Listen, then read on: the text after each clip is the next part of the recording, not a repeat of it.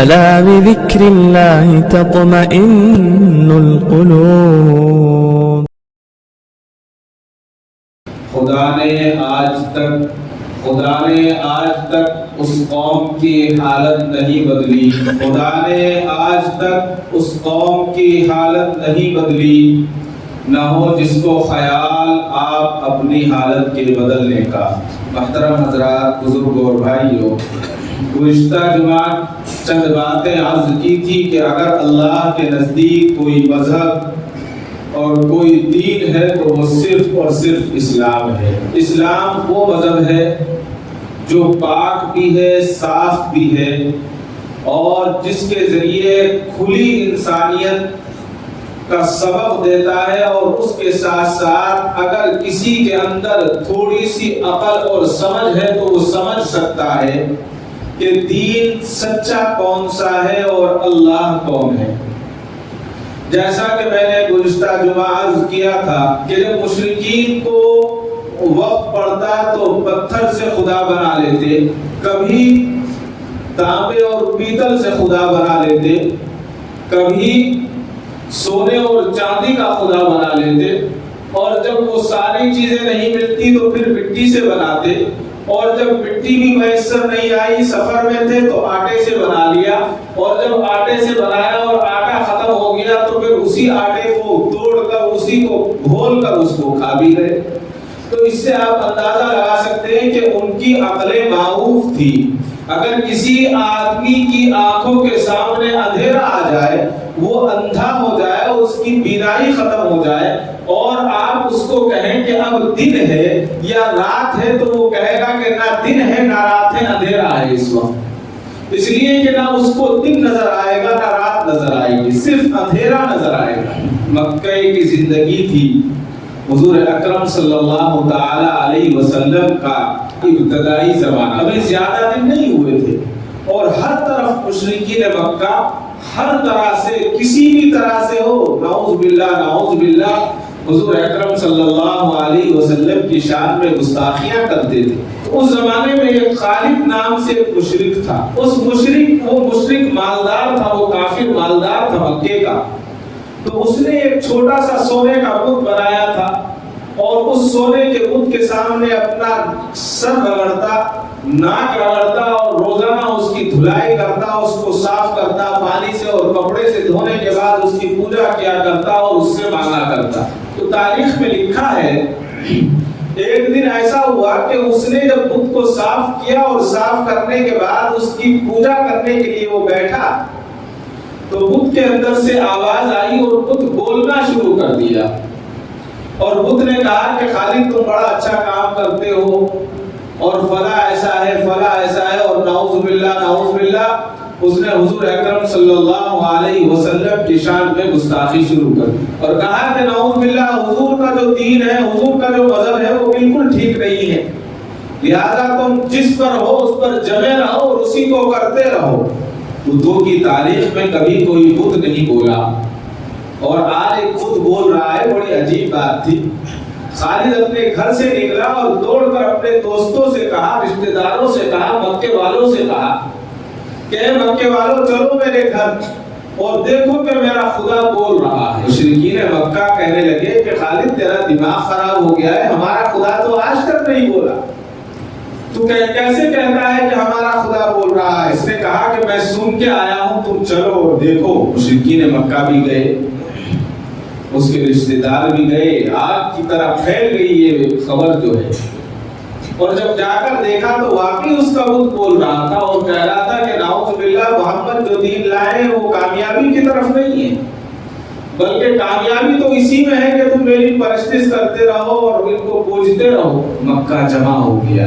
لوگ جیسے جیسے اطلاع ملتی رہی لوگ بڑھتے گئے، اور پھر خالد نے کچھ لوگوں سے کہا کہ جاؤ محمد عربی صلی اللہ علیہ وسلم کو بلا کر لاؤ اور ان کو دعوت دو کہ دیکھو کہ میرا خدا بول رہا ہے.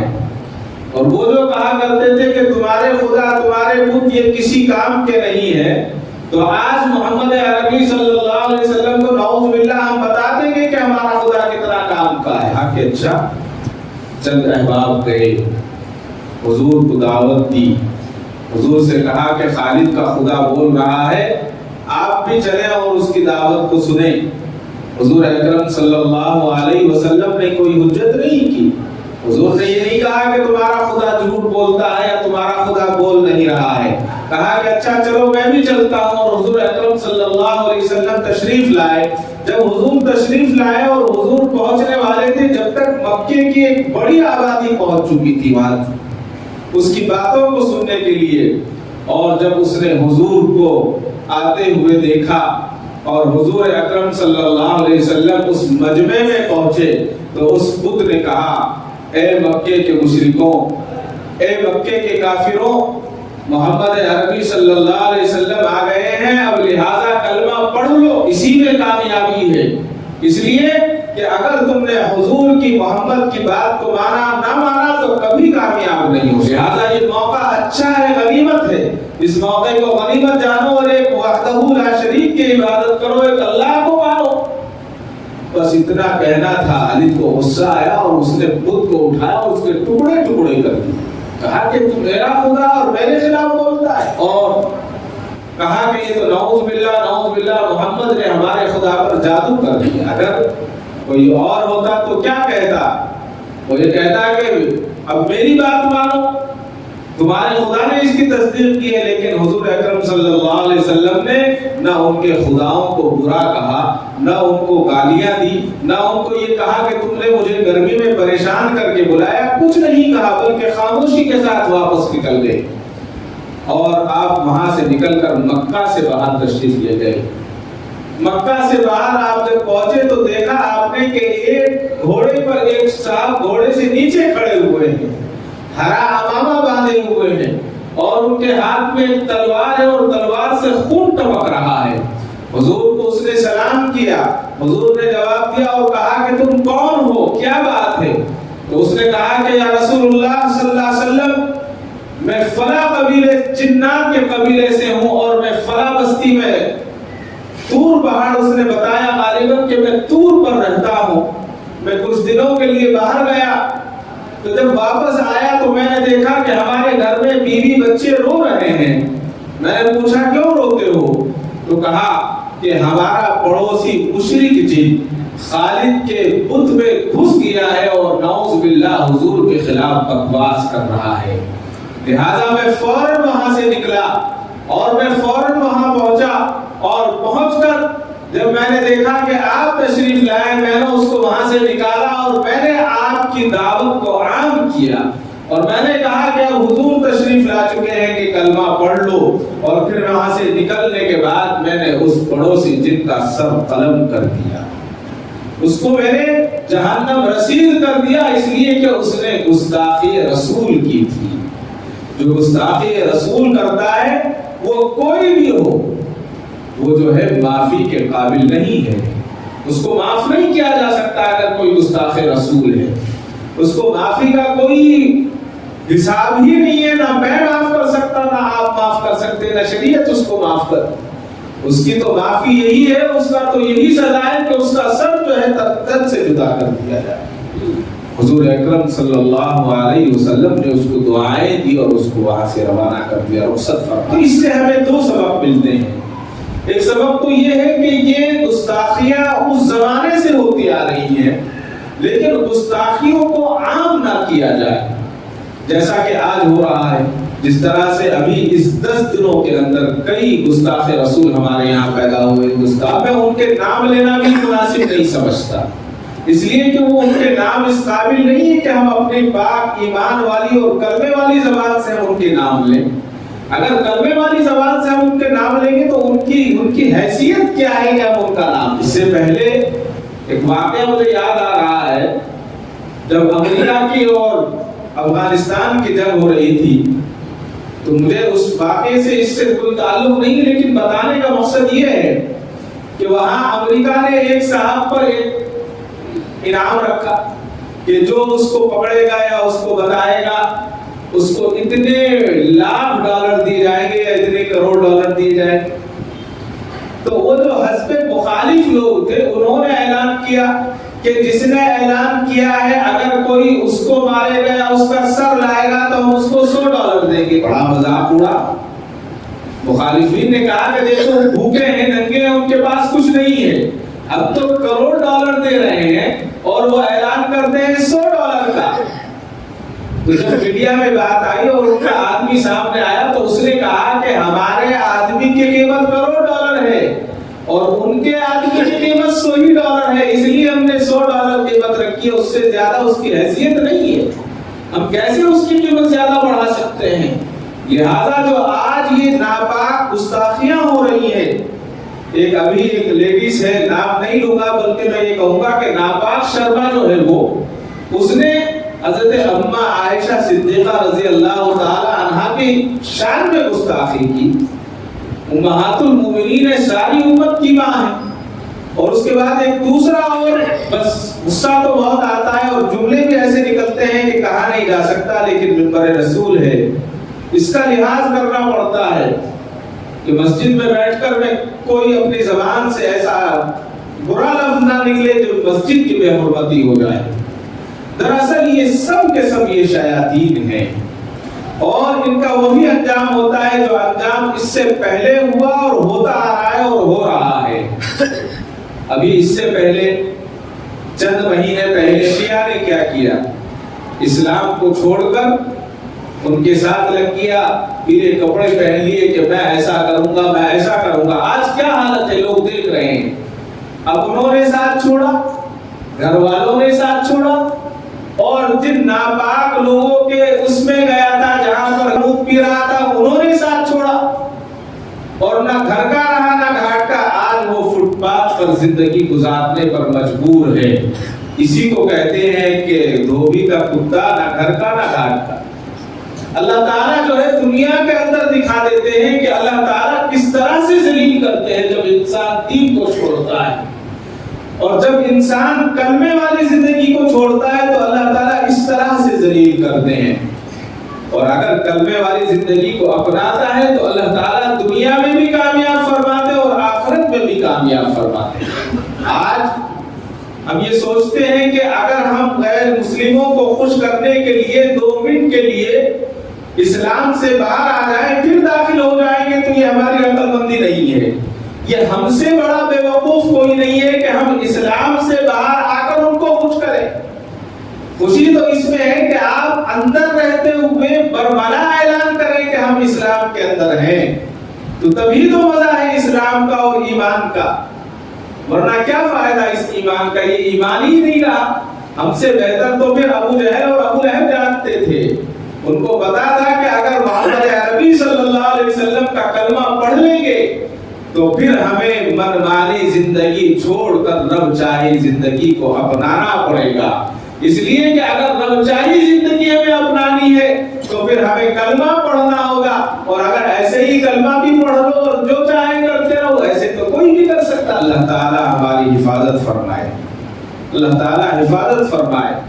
آج ہم یہ سمجھتے ہیں کہ دنیا کے اندر ہم ان کو خوش کر لیں گے. یاد رکھیے کہ دنیا کی تاریخ کو آپ اٹھا کر دیکھیے, کوئی تاریخ ایسی نہیں ہے جو یہودیوں کو خوش کیا گیا ہو یا یہودیوں سے, نصرانیوں سے, مشرکوں سے دوستی کی گئی ہو اور انہوں نے کبھی ہمیشہ وفاداری کا انجام پایا ہو. کبھی نہیں. اسلام تو اس کی اجازت نہیں دیتا کہ آپ اگر آپ کی رعایا میں ہے کوئی بادشاہ مسلمان ہے تو وہ اپنی رعایا پر ظلم کرے. اسلام اس کی اجازت نہیں دیتا. اور اسلام کی تاریخ یہ رہی ہے کہ مسلمان جتنے بھی بادشاہ ہوئے ہیں انہوں نے اسلام کے مطابق حکومت کی ہے, وہ کوئی بھی بادشاہ ہوا ہو, اور انہوں نے اپنی رعایا کو برابر کا حق دیا. جیسا کہ حضرت سلطان ٹیپو شہید رحمت اللہ علیہ کی تاریخ ہمارے سامنے ہے. ہم سلطان ٹیپو شہید رحمت اللہ علیہ کو صرف ایک بادشاہ نہیں مانتے, ہم تو اللہ کا ولی اور قطب اور امداد ان کو جانتے ہیں. حضرت سلطان ٹیپو شہید نے اپنے ملک کے لیے کیا نہیں کیا. انہوں نے ملک کے لیے اس لیے نہیں کیا کہ مجھے میسور کی سلطنت ملے گی یا بیجاپور کی سلطنت ملے گی یا حیدرآباد کی سلطنت ملے گی. بلکہ ان کے سامنے یہ حدیث تھی کہ نبی اکرم صلی اللہ علیہ وسلم نے ارشاد فرمایا جو اپنے ملک کی سرحد پر جاگتا ہے اور اس کی حفاظت کرتا ہے، جس کی آنکھ ملک کی سرحد کے لیے جاگتی ہے، دوزخ کا دھواں بھی اس کی آنکھ کو نہیں لگے گا۔ انہوں نے اپنی سلطنتوں کے لیے یہ نہیں کیا۔ اور حضرت سلطان ٹیپو شہید کی جو ڈائری ملی، جو آج بھی بتاتے ہیں کہ لندن کے میوزیم میں موجود ہے، اس کے اندر موجود تھا لکھا ہوا کہ انہوں نے ڈائری میں لکھا تھا کہ رات نبی اکرم صلی اللہ علیہ وسلم کی زیارت ہوئی اور حضور نے فرمایا کہ ٹیپو کل آ کر ہم سے ملاقات کرو۔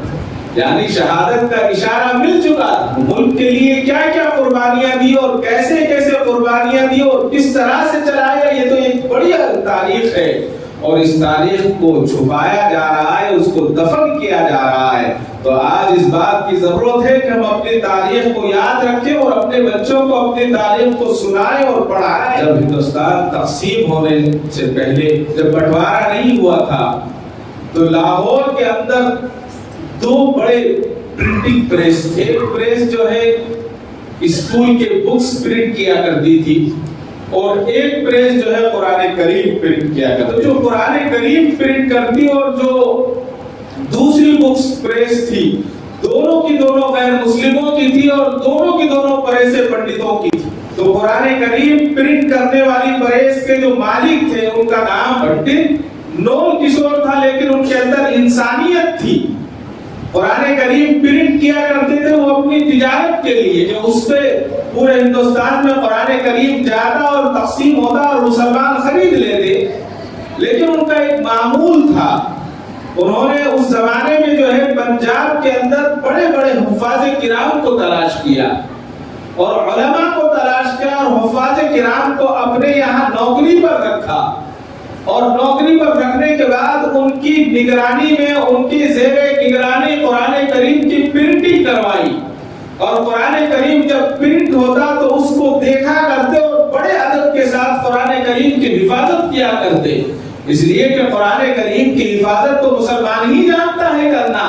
جس ایک چھوٹا سا اگر ٹکڑا مجھے اور کسی ایک چھوٹے سے بچے کو ہمیں کہیں گرا ہوا مل جائے تو ہم گاڑی پر سے اتر جاتے ہیں اور فوراً اس قرآن کریم کے ٹکڑے کو اٹھا کر حفاظت سے رکھتے ہیں۔ اس زمانے میں بھی پنڈت نول کشور نے حفاظ کرام کو اپنے یہاں ملازم رکھا، وہ قرآن کریم کی بڑی حفاظت کے ساتھ اور بہت زیادہ وضو کے ساتھ اور پاکیزگی کے ساتھ پرنٹنگ کا کام کیا کرتے تھے۔ پرنٹنگ کا کام چلتا، اور دو مسلمان ملازم ایسے رکھے تھے جو ہر وقت کمروں کے اندر گھوما کرتے تھے، ان کا کوئی کام نہیں تھا، ان کے ہاتھ میں ایک تھیلا ہوتا اور وہ گھومتے رہتے، اگر کہیں بھی پرنٹنگ کا قرآن کا تھوڑا سا بھی زردہ یا کاغذ نظر آتا تو فوراً اس کو اٹھاتے اور اس تھیلے کے اندر ڈال دیتے اور اس کو بعد میں لے جا کر دفن کر دیا جاتا۔ یہ تو احتیاط تھی۔ دوسری احتیاط یہ تھی کہ خود پنڈت نول کشور اس پریس میں نہیں جایا کرتے تھے جہاں قرآن پرنٹ ہوا کرتا، اور جب جانا ہوتا تو نہا دھوتے، اور نہا دھونے کے بعد کسی کو وہاں چپل کے ساتھ جانے کی اجازت نہیں تھی، بلکہ بڑے ادب کے ساتھ بغیر چپل کے وہاں جاتے اور ادب کے ساتھ گھوم کر دیکھ کر واپس آ جاتے۔ کام چلتا رہا، زمانہ گزر گیا، اس کے بعد جب ملک بٹ گیا، ملک بٹنے کے بعد پنڈت نول کشور جو ہے لاہور انہوں نے چھوڑ دیا اور چھوڑ کر دلی آ گئے۔ دلی میں بھی یہی کام شروع کیا انہوں نے، قرآن کریم کو پرنٹ کرنا، اور وہی طریقہ وہی دستور جو وہاں تھا وہی یہاں تھا۔ یہاں بھی انہوں نے حفاظ کرام کو رکھا۔ اس کے بعد وہ بیمار ہو گئے، جب بوڑھے ہو گئے تو انہوں نے اپنے بچوں کو وہ کام سپرد کر دیا کہ یہ کام تم کرو، لیکن اس کا طریقہ یہ ہے، اس طریقے پر کام کرنا ہے۔ بچوں نے بھی اس طریقے کو باقی رکھا اور اس طریقے پر کام کرنے لگے۔ ہوتے ہوتے عمر کافی ہو گئی اور پنڈت نول کشور کا ایک دن انتقال ہو گیا۔ انتقال کے بعد پنڈت نول کشور کو جو ہے شمشان گھاٹ جلانے کے لیے لے جایا گیا۔ یو پی کے علاقے میں، دلی کے علاقے میں کہیں بھی آپ دور دور تک جائیے، کہیں کسی غیر مسلم کی آپ کو قبر نہیں ملے گی، وہاں جلاتے ہی ہیں اور جلانے کے بعد جو ہے اس کی راکھ کو دفن کرتے ہیں یا پانی میں بہا دیتے ہیں۔ ہمارے یہاں تو بہت سارے غیر مسلم ساؤتھ میں جو ہے دفن کرتے ہیں، وہاں نہیں یہ رواج۔ جب شمشان لے گئے اور شمشان لے جانے کے بعد ان کی ارتھی کو پنڈت نول کشور کی چتا دینے کے لیے ان کی اس پر تیل ڈالا گیا اور گھی ڈال کر اس کو آگ لگایا گیا تو آگ نہیں لگ، بہت سارا گھی ڈالا گیا، اچھی برانڈ کا گھی ڈالا گیا کہ بھئی کسی طرح آگ لگ جائے چتا کو، لیکن آگ جلتی ہی نہیں ہے، آگ پکڑتی نہیں ہے۔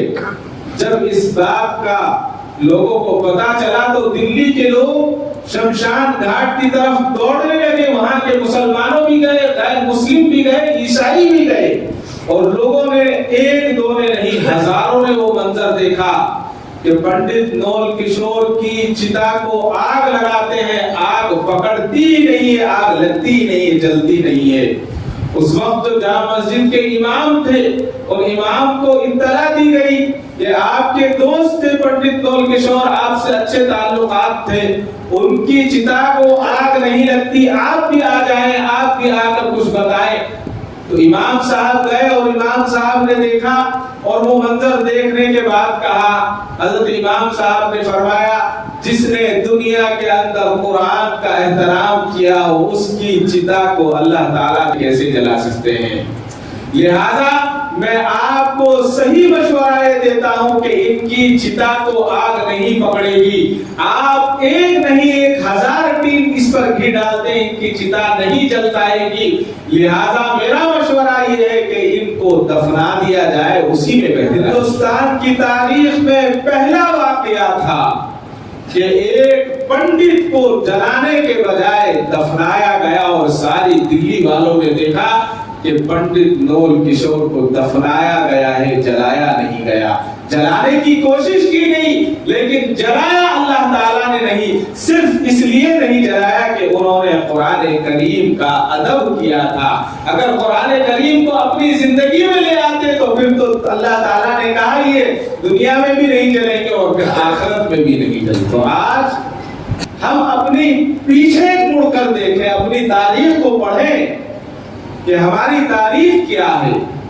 آج ہم صرف آگے کی جانب گھورنے کی کوشش کرتے ہیں اور دیکھنے کی کوشش کرتے ہیں کہ ہم ایسے ہو جائیں گے، ڈبل پیسے ہو جائیں گے، کچھ نہیں ہوگا۔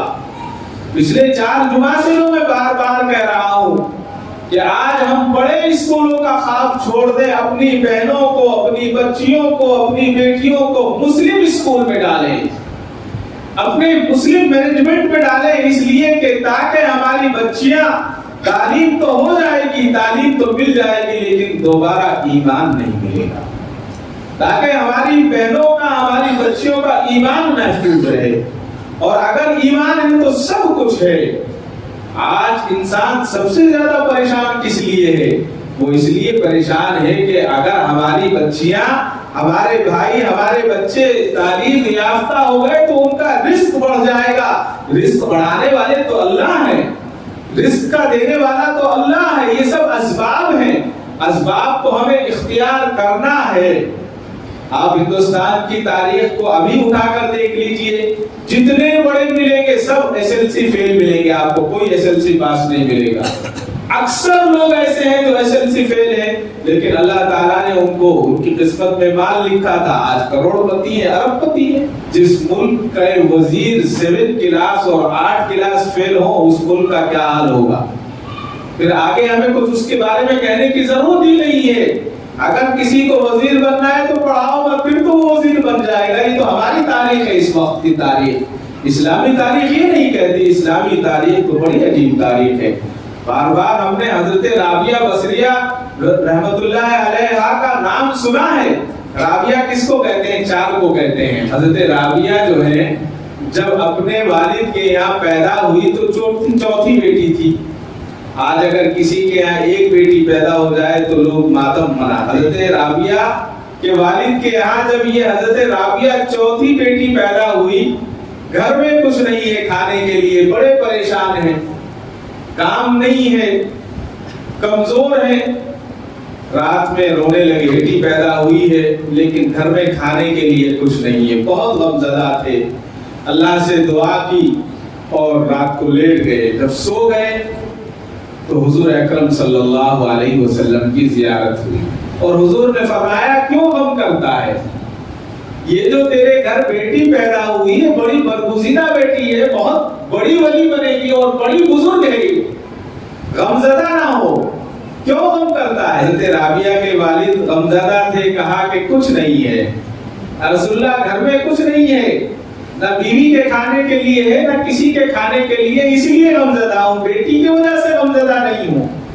کہا کہ ٹھیک ہے، جب صبح اٹھو گے، صبح اٹھنے کے بعد امیر بصرہ کے پاس چلے جانا اور ایک پرچے پر ایک کاغذ پر لکھ کر ان کو بھیج دینا کہ امیر بصرہ تم جو روزانہ حضور کے اکرم صلی اللہ علیہ وسلم کی خدمت میں 100 مرتبہ درود شریف پڑھتے ہو اور جمعرات کی رات کو تم جو 400 مرتبہ درود شریف پڑھتے ہو، تو رات تم درود شریف پڑھنا بھول گئے تھے، لہذا حضور اکرم صلی اللہ علیہ وسلم نے ارشاد فرمایا بطور کفارہ 400 دینار یا 400 درہم جو ہے اس کو دے دیے جائیں۔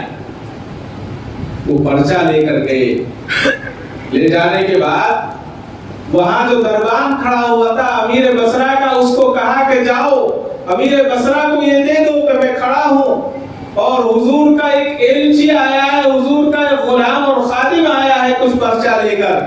وہ پرچہ لے کر اندر گیا اور اندر جانے کے بعد جب اس امیر بصرہ نے پڑھا تو خوشی سے مدہوش ہو گیا اور وجد آ گیا اور وجد آنے کے بعد خوب جھومنے لگا اور جھوم کر کہا کہ سبحان اللہ، رسول اکرم صلی اللہ علیہ وسلم نے مجھے یاد فرمایا ہے، اس سے بڑی اور کیا سعادت ہو سکتی ہے؟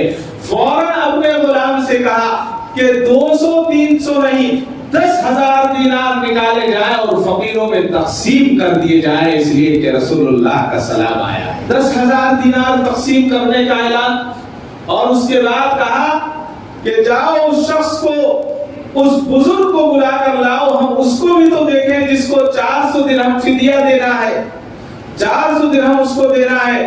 اور پھر وزد میں آ کر کہا کہ نہیں، اس کو اندر لانے کی ضرورت نہیں ہے، میں اس کو آپ اس کو لے کر آئے، ایسا کیسے ہو سکتا ہے؟ میرے لیے ضروری ہے کہ میں اس کی زیارت کروں اور میں اس کے پاس جاؤں اور میں اس کی قدم بوسی کروں۔ جو اتنا بڑا ہے جس کو رسول اللہ صلی اللہ علیہ وسلم نے دیکھا اور رسول اللہ نے اس سے ذریعے پیغام بھجوایا، وہ تو رسول اللہ کا پیغام چی ہے، لہذا اس کو میں بلاؤں تو یہ نہیں ہو سکتا، یہ تو بے ادبی ہو جائے گی۔ ادب تو یہ ہے کہ میں اس کے پاس جاؤں۔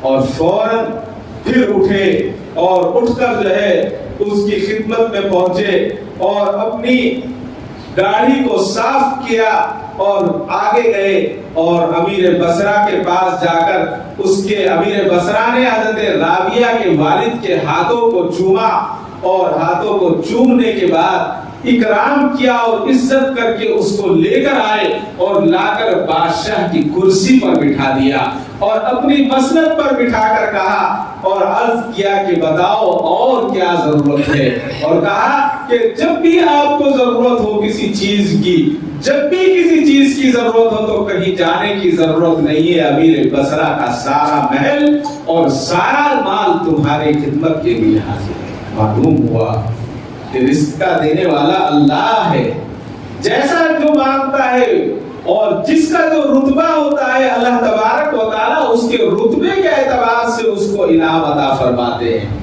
آج لوگ کہتے ہیں کہ مسلمان نے ملک کے لیے کچھ نہیں کیا، اگر مسلمان کچھ نہ کرتا تو آج یہ ملک میں اس طرح سے آزاد تنتناتے نہ پھرتے، بلکہ ان کے غلام ہوتے جن کے غلام گوری چمڑوں کے غلام تھے۔ آج تو خود غیر مسلم کہہ رہے ہیں کہ یہ وہ گورے انگریز تھے، یہ کالے انگریز ہیں۔ ان کی اس ملک کی آزادی میں ہم نے کیا نہیں کیا؟ حضرت مولانا محمد علی جوہر رحمۃ اللہ علیہ، مولانا محمد علی جوہر رحمۃ اللہ علیہ کو قید کا اعلان ہوا اور آپ کو قید میں بھیج دیا گیا۔ وہاں سے کسی نے خبر اڑا دی کہ مولانا محمد علی جوہر نے انگریز حکومت سے معافی مانگ لی ہے، لہذا ان کو آزاد کر دیا گیا ہے، جبکہ یہ خبر صحیح نہیں تھی، خبر جھوٹی تھی۔ حضرت مولانا محمد علی جوہر کی ماں کو جب اس بات کی اطلاع ملی تو بالملا اٹھی اور چیخ کر کہا کہ محمد علی جوہر ایسا نہیں کر سکتا، اس لیے کہ محمد علی جوہر نے میرا دودھ پیا ہے، کسی اور کا دودھ نہیں پیا ہے، اور اگر محمد علی جوہر ایسا کرتا ہے اور میرے گھر واپس آتا ہے تو اس کی بوڑھی ماں کے ہاتھوں میں اتنا دم ہے کہ اس کی گلا دبا کر اس کو مار دے گی، لیکن گھر میں رکھنا پسند نہیں کرے گی، اس لیے کہ اسلام اس کی اجازت ہی نہیں دیتا کہ اسلام پر رہتے ہوئے اپنے ملک کے خلاف کوئی کام کرے، اس لیے کہ میں نے اپنے بیٹے کو ملک کی قربانی کے لیے جیل بھیجا تھا، اگر محمد علی جوہر انگریز سے معافی مانگ کر گھر آتا ہے تو اس کی بوڑھی ماں اپنے بوڑھے ہاتھوں سے اس کے گلے کو دبا کر اس کی زندگی کو ختم کر، یہ مسلمان عورت ہی کہہ سکتی ہے، کوئی اور نہیں کہہ سکتا۔ اور مسلمانوں نے کیسی حکومت کی؟ قطب الدین ایبک قطب مینار کے تعلق سے آج بکواس کر رہے ہیں، آنکھیں اندھی ہو گئی ہیں، قرآن کی کتنی آیتیں وہاں کھدی ہوئی ہیں، جا کر آنکھوں سے دیکھیں، اور چیز سے نہ دیکھیں، اپنی آنکھوں سے دیکھیں، پتا چل جائے گا کہ کیا ہے وہاں پر۔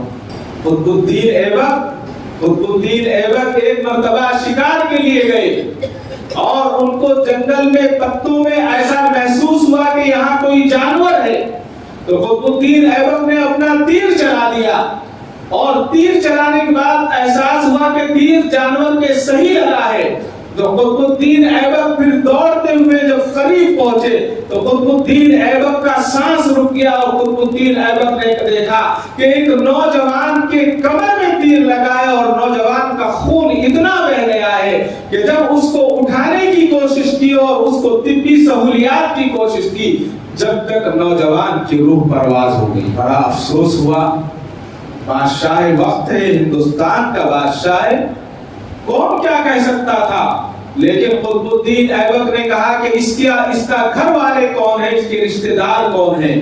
پتا کرنے پر پتا لگا کہ فلاں بڑھیا کا بیٹا ہے اور صرف ایک بیٹا تھا۔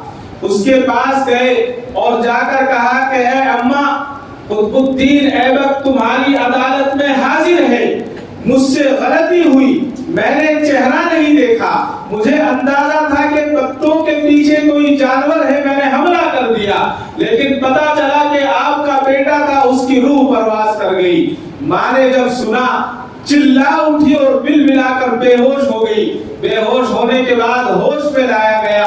قطب الدین ایبک خود عدالت پہنچے اور مفتی وقت سے کہا، قاضی شہر سے کہا کہ مجھ سے یہ غلطی ہوئی ہے، لہذا مجھ پر مقدمہ قائم کر دیا جائے۔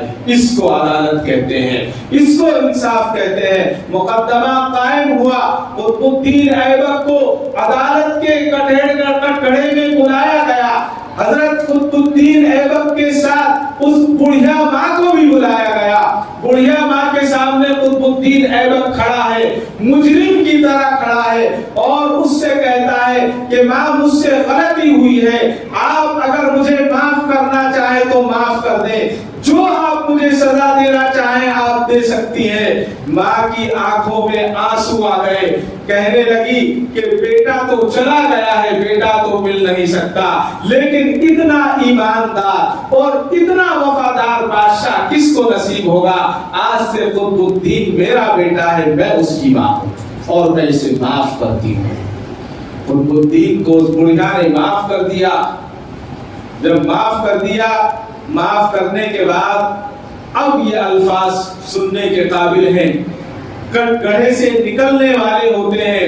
تو قاضی وقت کی طرف، قاضی وقت نے قطب الدین ایبک کو دیکھا اور کہا کہ اے قطب الدین، میں نے تمہارا فیصلہ کرنے کی سوچ رکھی تھی، اور اگر آج تم بادشاہت کا کچھ بھی گھمنڈ دکھاتے، اپنی کچھ عقل دکھاتے، تو میں تمہیں بتا دیتا کہ عدالت کا فیصلہ کیا ہوتا ہے، اور تمہیں میں وہ سزا دیتا کہ تم یاد رکھتے۔ قطب الدین ایبک نے سنا، اور سننے کے بعد اپنی کمر سے خنجر کو نکالا اور خنجر کو نکال کر قاضی کی طرف لہرایا اور لہرا کر کہا اے قاضی میں بھی دیکھ رہا تھا اگر آج تم قطب الدین ایبک کو بادشاہ کی نگاہ سے دیکھتے اور بادشاہ کے طور پر بادشاہ کے ساتھ پیش آتے تو قطب الدین ایبک کا فیصلہ تو بعد میں ہوتا اس خنجر سے تمہارا کام تمام کر دیں۔ اس کو کہتے ہیں حکومت کا طریقہ، اس کو کہتے ہیں انصاف۔ یہ انصاف کے ساتھ اس ملک کو سونے کی چڑیا بنایا، لیکن آج کیا بنا ہوا ہے سب جانتے ہیں، اس کہنے کی ضرورت نہیں ہے۔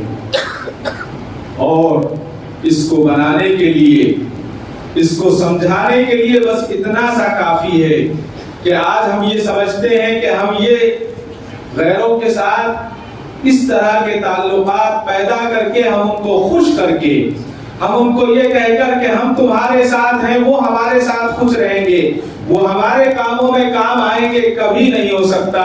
کامیابی تو اس وقت ہے کہ میں اور آپ علل اعلان اپنے کلمے کا اعلان کریں۔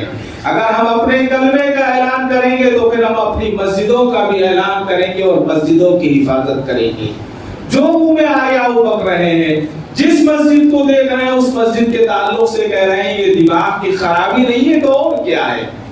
حضرت جنید بغدادی علیہ الرحمہ کے پاس ایک خادم رہا کرتا تھا، مالدار تھا، گاؤں کا بڑا تھا، کافی زمانے آپ کی خدمت میں رہا، اور ایک دن آیا، آ کر کہا کہ حضرت اتنے زمانے سے آپ کی خدمت کر رہا ہوں، کچھ ملا تو ہے نہیں۔ حضرت سمجھ گئے کہ بڑائی کا خمیر دماغ میں کیڑا چل رہا ہے، بڑائی چاہتا ہے، کرامتیں چاہتا ہے۔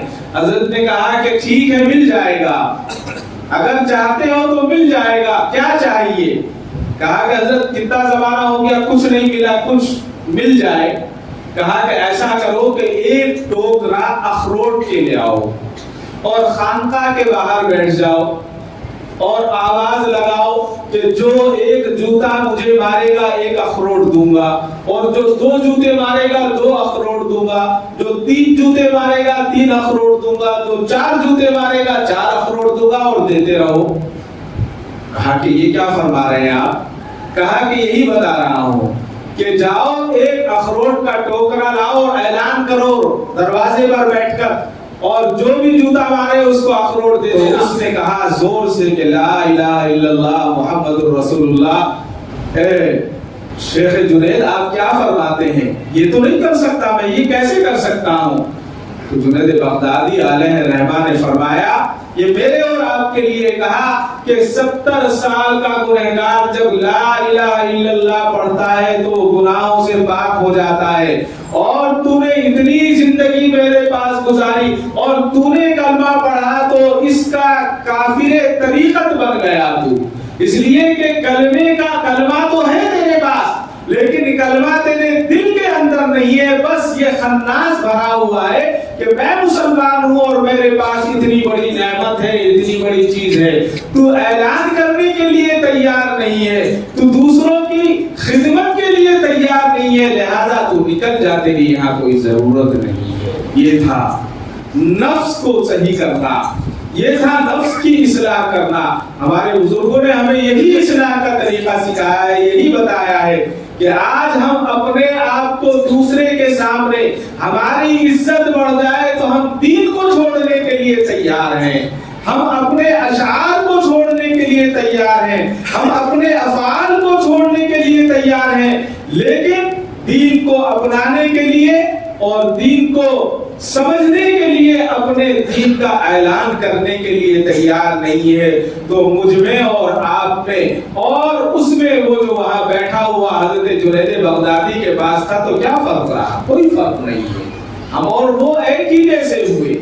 تو لہٰذا یہ اس وقت جو ماحول چل رہا ہے، یہ ماحول کا سب سے پہلا معاملہ یہ ہے کہ ہم اپنی مسجدوں کی حفاظت کریں، اور مسجدوں کی حفاظت کے لیے آپ کو باہر کھڑے ہونے کی ضرورت نہیں ہے، مسجد کی حفاظت اللہ کرے گا، ہم اپنے ایمان کی حفاظت مسجد میں آ کر کریں، ہم مسجدوں کو آباد کریں۔ مسجدوں کی حفاظت کا مطلب یہ ہے کہ مسجدوں کو آباد کریں، مسجدوں میں آئیں, مسجدوں میں قرآن کی صرف نماز پڑھنا ہی نہیں ہے, قرآن کی تلاوت بھی کریں, نماز بھی پڑھیں, نوافل بھی پڑھیں, اور خصوصاً جو ہمارے تقاریب ہیں, شادیوں میں ہم فضول خرچی کرتے ہیں, دوسری چیزوں میں ہمارے خرچ ہوتے ہیں, ان تمام چیزوں سے بچ کر ان کاموں کو مسجدوں میں انجام دیں تو بہت ساری رسم و رسوم سے ہم بچ جائیں گے, اور یہ جو حالات ہیں یہ بھی انشاءاللہ ہمارے ٹھیک ہوں گے. بس دعا فرمائیں اللہ تعالیٰ مسلمانوں کی حفاظت فرمائے, اس ملک کی حفاظت فرمائے,